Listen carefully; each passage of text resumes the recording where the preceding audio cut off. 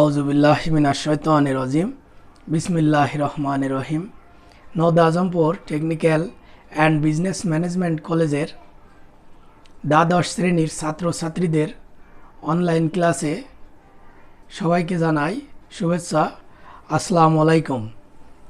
তো আজকে যে বিষয়টি নিয়ে আলোচনা করব সেই বিষয়টি হচ্ছে ক্ষুদ্র ব্যবসায় ব্যবস্থাপনা অধ্যায় 1। ক্ষুদ্র ব্যবসায় ব্যবস্থাপনা অধ্যায় 1-এর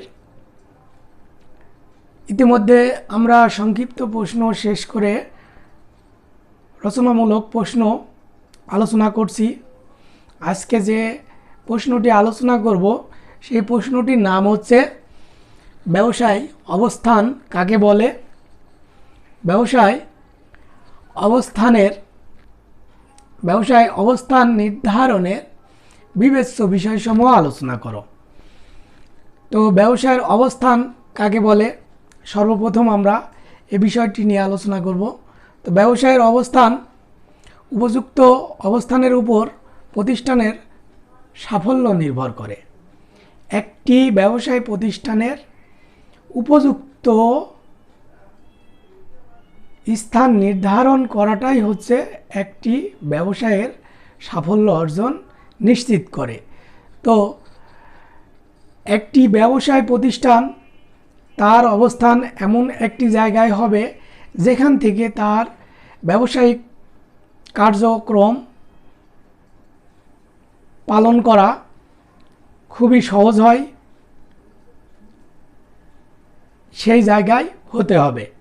তাহলে আমরা এটাই বলবো যে ব্যবসায় প্রতিষ্ঠান যে অবস্থান থেকে তার কার্যক্রম পরিচালনা করতে সহজতর হবে সেই জায়গা থেকেই সেই জায়গায় ব্যবসায় প্রতিষ্ঠান স্থাপন করাই হচ্ছে ব্যবসায়ের অবস্থান। আমি আবার বলছি, ব্যবসায় প্রতিষ্ঠান এর কার্যক্রম যেখান থেকে যে জায়গা থেকে কার্যক্রম পরিচালনা করার জন্য সহজ হবে সেই জায়গায় ব্যবসায় প্রতিষ্ঠান স্থাপন করাই হচ্ছে ব্যবসায়ের অবস্থান। তো ব্যবসায়ের অবস্থান অনেকটা নির্ভর করে সফলতা বিফলতার উপর নির্ভর করে। তার কারণ ব্যবসায় প্রতিষ্ঠান যদি অনেক দূরে হয় সেখান থেকে পরিবহন খরচ বেড়ে যায়, অন্যান্য পরিচালনা খরচ বেড়ে যায়। আর যদি উপযুক্ত স্থানে ব্যবসায় প্রতিষ্ঠান স্থাপন করা যায় তাহলে ব্যবসায় প্রতিষ্ঠান অবশ্যই সফলতা অর্জন করে। এরপরে আসছে ব্যবসায়ের অবস্থান নির্ধারণের বিবেচ্য বিষয়সমূহ আলোচনা করো। তো ব্যবসায়ের প্রতিষ্ঠানের অবস্থান নির্ধারণ করতে গেলে যে বিষয়গুলো প্রয়োজন আমরা সেই বিষয়গুলো নিয়ে এখন আলোচনা করব। এর মধ্যেও সর্বপ্রথম যে বিষয়টি আসছে সেটা হচ্ছে ব্যবসায়ের প্রকৃতি ও ধরন। ব্যবসায়ের প্রকৃতি ও ধরন হচ্ছে একজন উদ্যোক্তা তিনি যে ব্যবসায় প্রতিষ্ঠান স্থাপন করবে তাকে ওই ধরনের ব্যবসার ওই রিলেটেড ব্যবসা তাকে করতে হবে। তাহলে ব্যবসায়ের প্রকৃতি ও ধরন সম্পর্কে তার জানা হয়ে গেল। এই জানার পরে সে ওই ধরনের ওই প্রকৃতির ব্যবসা প্রতিষ্ঠান সে স্থাপন করলে খুব সহজেই সে ওই ব্যবসায় সফলতা অর্জন করবে। এরপরে 2 নম্বরে আসছে কাঁচামাল সরবরাহের নিশ্চয়তা। এখন উদ্যোক্তা যে পণ্য বা সেবা উৎপাদন করবে তাকে কিন্তু ওই পণ্য বা সেবা উৎপাদন করতে হলে তার যে কাঁচামাল লাগে, যে এলাকায় যে অবস্থানে ব্যবসা প্রতিষ্ঠান স্থাপন করতে হবে তাকে দেখতে হবে যে ওই এলাকায় এই কাঁচামাল এর সরবরাহ নিশ্চিত করা যাবে কি না। যদি নিশ্চিত করা যায় তাহলে ওই অঞ্চলে ব্যবসা প্রতিষ্ঠান স্থাপন করলে সে অবশ্যই সফলতা অর্জন করবে। এরপরে 3 নম্বর আসছে পরিবহন ও যোগাযোগ ব্যবস্থা। ব্যবসায়ের অবস্থান নির্ধারণের বিবেচ্য বিষয়ের মধ্যে অন্যতম বিষয় হচ্ছে পরিবহন ও যোগাযোগ ব্যবস্থা। এখন ব্যবসায় প্রতিষ্ঠান এমন একটি জায়গায় স্থাপন করতে হবে, সেখানে আগে ভাগেই দেখতে হবে যে যোগাযোগ ব্যবস্থাটা কেমন, পরিবহন সেখানে যেতে পারবে কি না, পরিবহনের ব্যবস্থা আছে কি না, যোগাযোগের ব্যবস্থা আছে কি না, এগুলা দেখে শুনে যদি ব্যবসায়ী স্থাপন করা যায় তাহলে উদ্যোক্তা কিন্তু সেখানে সফলতা অর্জন করবে। এরপরে 4 নম্বর আসছে মূলধন সরবরাহ। একটি ব্যবসায়ের অবস্থান নির্ধারণের বিবেচ্য বিষয়ের মধ্যে অন্যতম বিষয় হচ্ছে মূলধন সরবরাহ। মূলধন কিন্তু পর্যাপ্ত পরিমাণে উদ্যোক্তাকে সরবরাহ করতে হবে। নিজের কাছ থেকে যদি ঘাটতি থেকে যায় তাহলে বন্ধু বান্ধবের কাছ থেকে সরবরাহ করতে হবে, পাশাপাশি আত্মীয় স্বজনের কাছ থেকে সরবরাহ করা যেতে পারে, পাশাপাশি দেশের ব্যাংক, বিমা, অর্থলগ্নি প্রতিষ্ঠানের কাছ থেকেও স্বল্পমেয়াদী, মধ্যমেয়াদী, দীর্ঘমেয়াদী ঋণ নেওয়া যেতে পারে, তবে মূলধন সরবরাহ নিশ্চিত করতে হবে। এরপরে যে বিষয়টি আসছে সেটি হচ্ছে জনবসতি বা ঘনবসতি। এখন ব্যবসায়ের অবস্থান নির্ধারণ এর বিবেচনা করতে গেলে দেখতে হবে যে এলাকায় আমি এই ব্যবসায় প্রতিষ্ঠান স্থাপন করব, ওই এলাকায় আমার এই পণ্য বা সেবা ভোগ করার মতো জনসংখ্যা, জনবসতি বা ঘনবসতি আছে কি না। তাহলে আমি খুব কম সময়ের মধ্যে, কম শ্রমের মাধ্যমে, কম পরিবহনের খরচের মাধ্যমে আমি ওই পণ্যটি তাহলে ওই জনগণের কাছে পৌঁছে দিতে পারবো, এতে করে আমার ক্যারিং কস্ট কম হবে। এরপরে যে বিষয়টি আসছে 6 নম্বরে ক্রেতা ও ভোক্তার অবস্থা। এখন ব্যবসায় প্রতিষ্ঠান নির্ধারণের বিবেচ্য বিষয়সমূহের মধ্যে অন্যতম বিষয় হচ্ছে ক্রেতা ও ভোক্তার অবস্থা।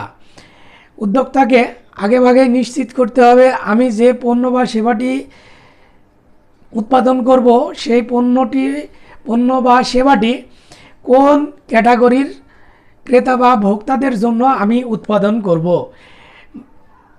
বাজারে 3 ধরনের ক্রেতা বা ভোক্তা আছে। নিম্ন কোয়ালিটির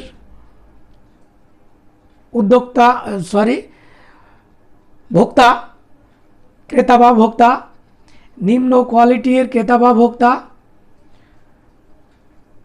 মধ্যম কোয়ালিটির ক্রেতা বা ভোক্তা এবং উচ্চ বিলাসী ক্রেতা বা ভোক্তা।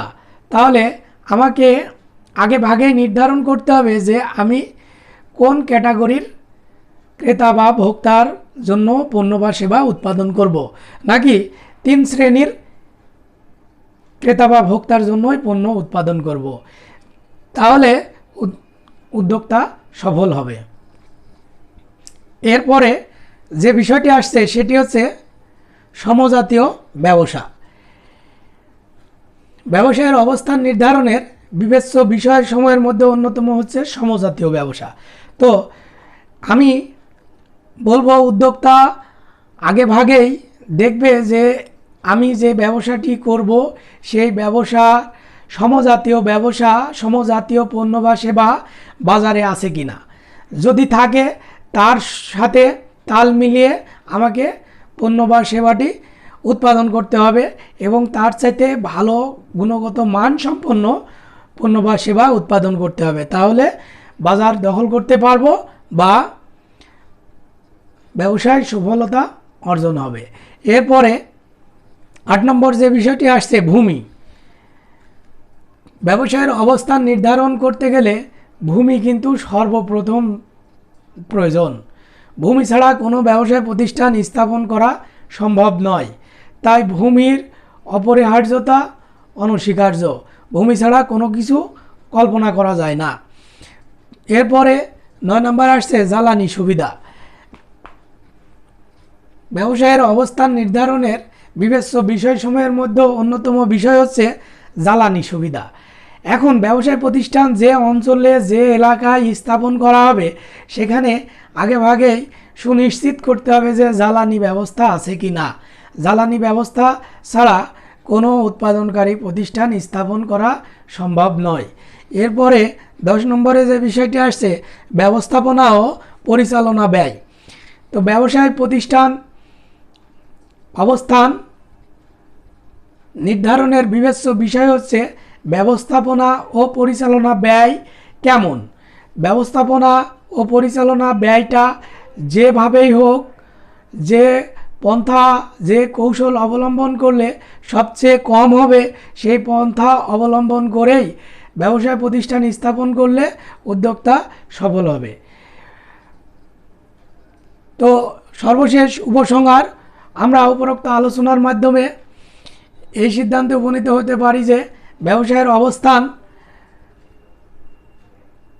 এমন একটি জায়গায় হতে হবে যে জায়গায় থেকে ব্যবসা প্রতিষ্ঠান উদ্যোক্তা ভালোভাবে তার ব্যবসায়িক কার্যক্রম পরিচালনা করতে পারবে।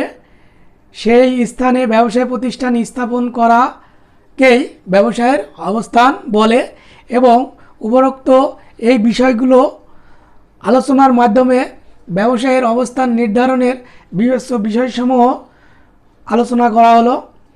আজকের মতো ক্ষুদ্র ব্যবসায় ব্যবস্থাপনের প্রথম অধ্যায়ের ক্লাস এখানেই সমাপ্ত ঘোষণা করছি। ধন্যবাদ সবাইকে। আসসালামু আলাইকুম।